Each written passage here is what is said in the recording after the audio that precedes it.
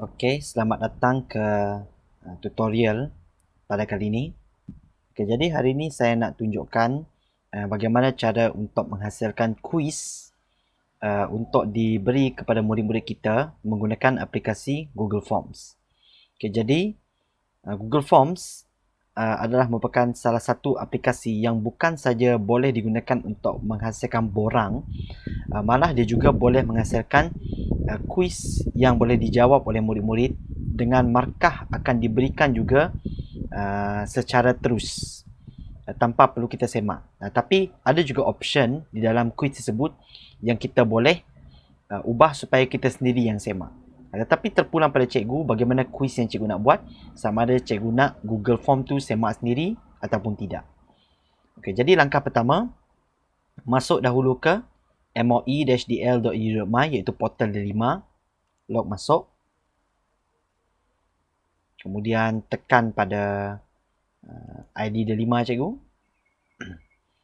Kemudian tekan pada guru. Dan seterusnya scroll ke bawah dan pilih aplikasi.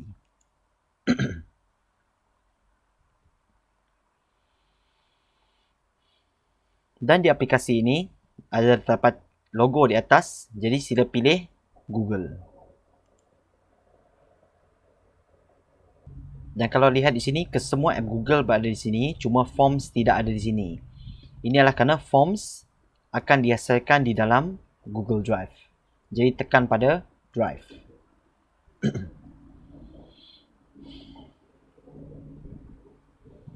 Baiklah, untuk mula menghasilkan form pada kuis, form untuk kuis kita, tekan pada New dan tekan pada Google Forms Blank Quiz.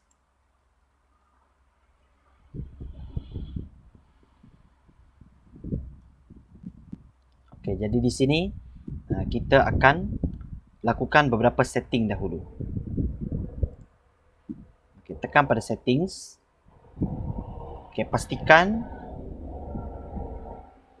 make this a quiz. Pastikan make this a quiz ini ditandakan on. Kemudian release grades. Ini terpulang pada cikgu, sama ada cikgu nak Google Form ini automatic bagi markah dengan murid. Kalau nak bagi automatic, tekan pada immediately after each submission. Tapi kalau kita nak semak sendiri, kita tekan later after manual review. Okey, tetapi kalau kita nak senang, of course kita ambil option yang pertama, immediately after each submission. Seterusnya, respondent setting, terpulang pada cikgu apa yang cikgu nak tunjukkan pada murid selepas mereka jawab soalan. Jadi, miss questions bermaksud soalan yang salah. Kalau nak tunjukkan mana yang mereka salah, onkan dia. Jawapan yang betul pun sama, onkan juga. Dan juga berapakah point untuk setiap soalan pun tandakan juga on. Seterusnya, default question value, point value adalah markah yang diberikan untuk setiap soalan. Sebenarnya setiap soalan ni kita boleh ubah markah dia, tapi kita nak yang default, majority soalan tu berapa markah.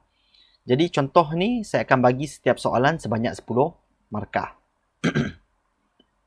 Dan kalau sudah, boleh balik ke questions. Okey, sekarang letakkan tajuk kuis kita. Contohnya kita letakkan kuis matematik.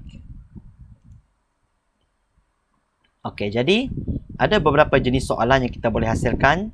Jadi kita akan buat semua jenis soalan itu satu persatu ya. Okey. Jenis yang pertama, okey, kalau tekan pada add question di sini.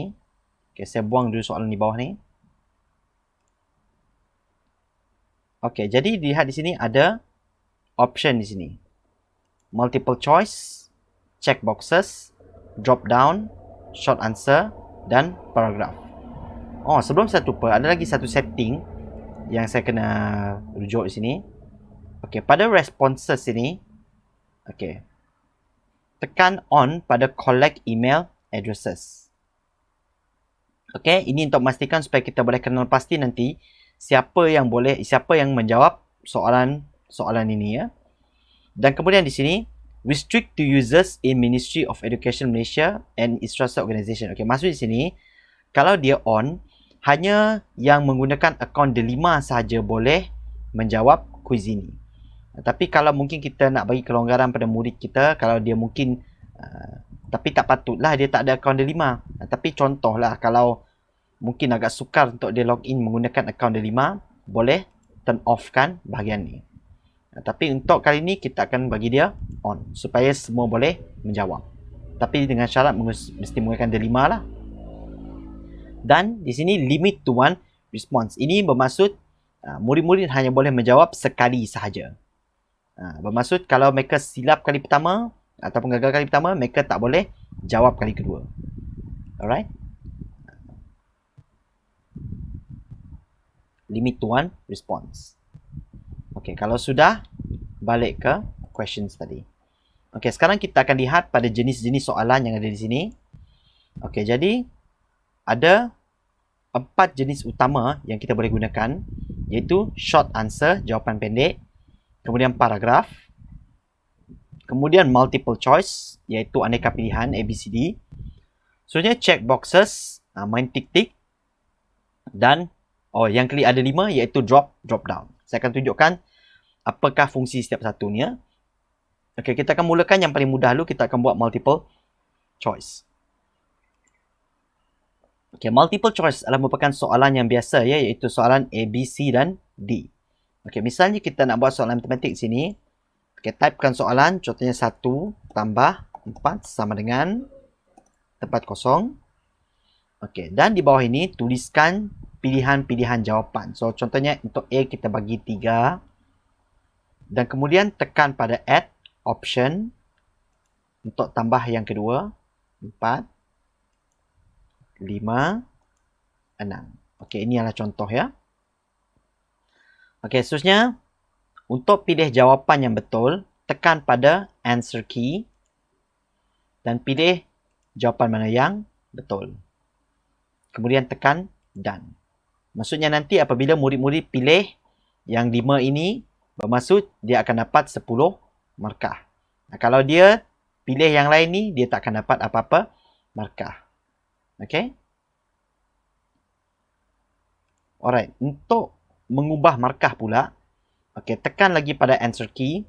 Dan lihat di sini, point ni boleh diubah. Terpulang pada cikgu nak ubah point tu kepada berapa, nak 5 point ke, 10 point ke, 20 point ke, terpulang pada cikgu ya.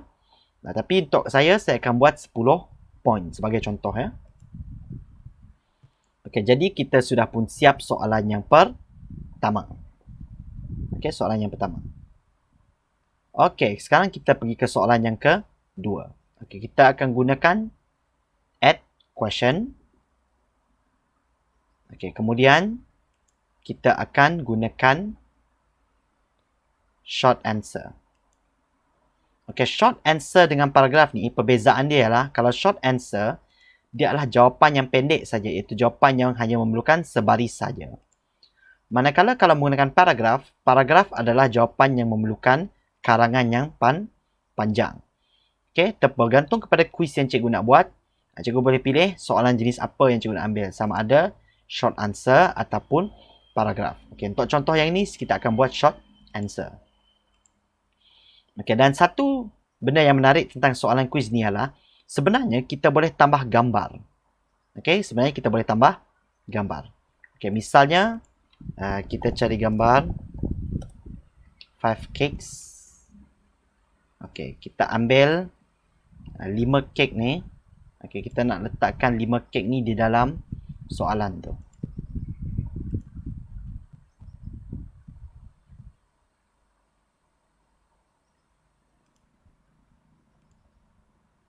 Okey, jadi untuk tambahkan gambar di dalam ini, tekan pada image ini. Kemudian tekan pada browse. Dan cari di dalam komputer di manakah gambar yang cikgu nak letakkan dalam soalan.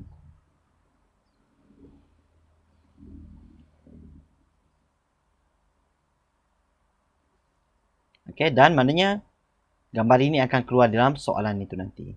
Seterusnya soalan dia lah, berapakah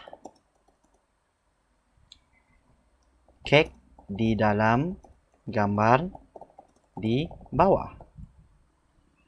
Okey, jadi untuk soalan ini, kita akan pergi ke answer key untuk menentukan apakah jawapan untuk soalan ini. Okey, berapakah kek di dalam gambar di bawah? Okey, sekarang kita tekan pada add a correct answer dan kita typekan jawapan yang betul ya. Okey, contohnya 5. Okey. Tetapi ingat ya, kadang-kadang sebab soalan kita ni mungkin kurang jelas, jadi dia boleh jadi ada lebih dari satu jawapan. Kerana kita tak setkan bahawa adakah kita perlu tulis dalam perkataan ataupun kita tulis dalam bentuk nombor. Okey, jadi di sini boleh lagi tambah add a correct answer. Bermaksud kita boleh tambah skema jawapan yang kedua. Maknanya ada kata murid tak jawab dalam bentuk nombor, mungkin dia jawab dalam bentuk perkataan. Okey. Dan ada lagi, kalau boleh untuk soalan yang berbentuk subjektif begini, tuliskan arahan sejelas yang mungkin. Okey.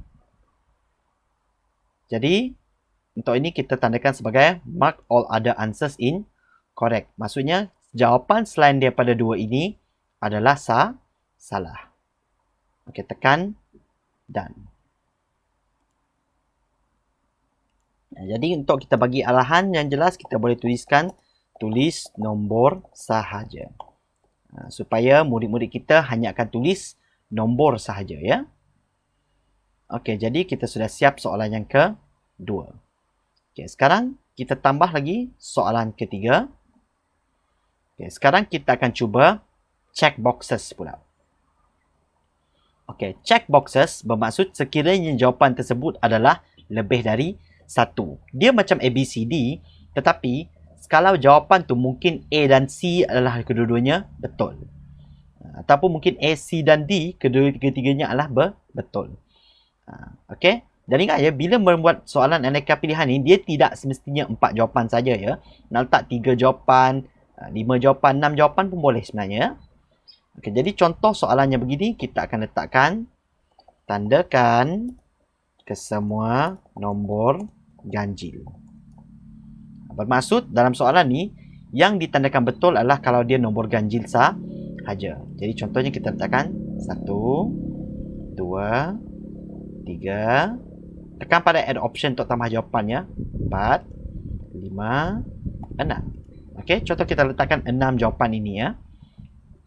Okey, untuk memilih jawapan yang betul, tekan pada answer key dan tandakan jawapan yang betul.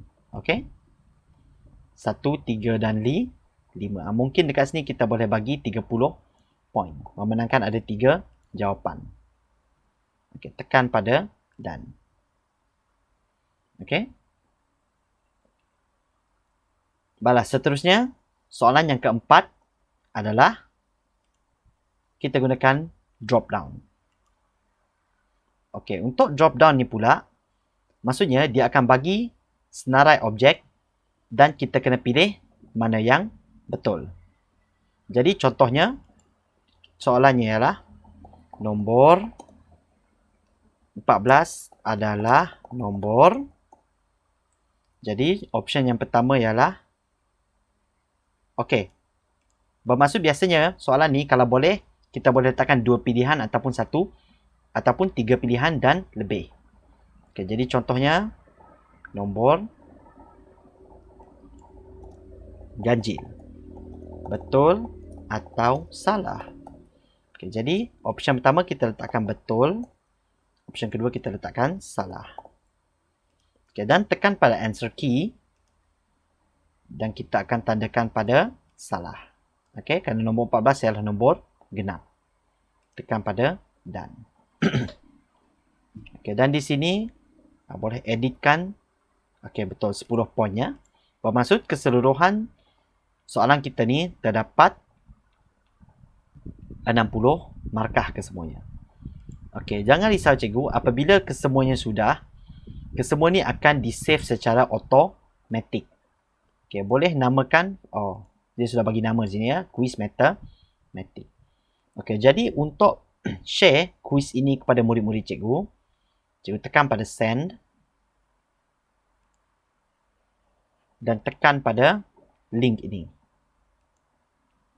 Okey, jadi ini adalah link yang akan di-share kepada murid-murid cikgu ya. Tetapi mungkin link ini terlalu panjang, jadi cikgu boleh tekan pada shorten URL. Okey, ini ialah link yang boleh di-share kepada murid-murid cikgu untuk mula menjawab soalan. Okey, tekan pada copy. Okey, dan kita akan cuba quiz ini ya. Okey, kita akan cuba quiz ini. Kita masuk ke dalam link yang diberi tadi dan kita cuba jawab soalan itu ya. Okey. Jadi sekarang kita cuba jawab semua soalan. Okey, contohnya 1 tambah 4 ialah 5. Okey, seterusnya berapakah kek? Kita typekan 5. Okey, kat sini sengaja saya buat salah satuan. Contohnya saya tak 1, 3 dan 4. Okey, ini masuk drop down tadi. Dia dalam bentuk begini ya. Iaitu kita tekan di atas ni, kita pilih betul ataupun salah. Okey. Jadi contohnya ini saya buat betul ya, kita buat salah. Okey, yang ni kita buat salah ya. Kita nak tengok betul ke tidak apa yang dia check nanti. Okey, tekan pada submit.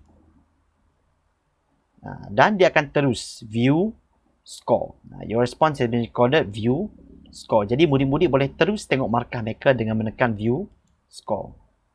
Dan lihat, saya cuma dapat 30 markah sahaja kerana soalan ni saya ada silap. Dan dia terus bagi apakah jawapan yang sebenar untuk rujukan kepada murid ya. Dia akan tunjukkan yang mana soalan yang betul, yang mana soalan yang salah ya. Okey.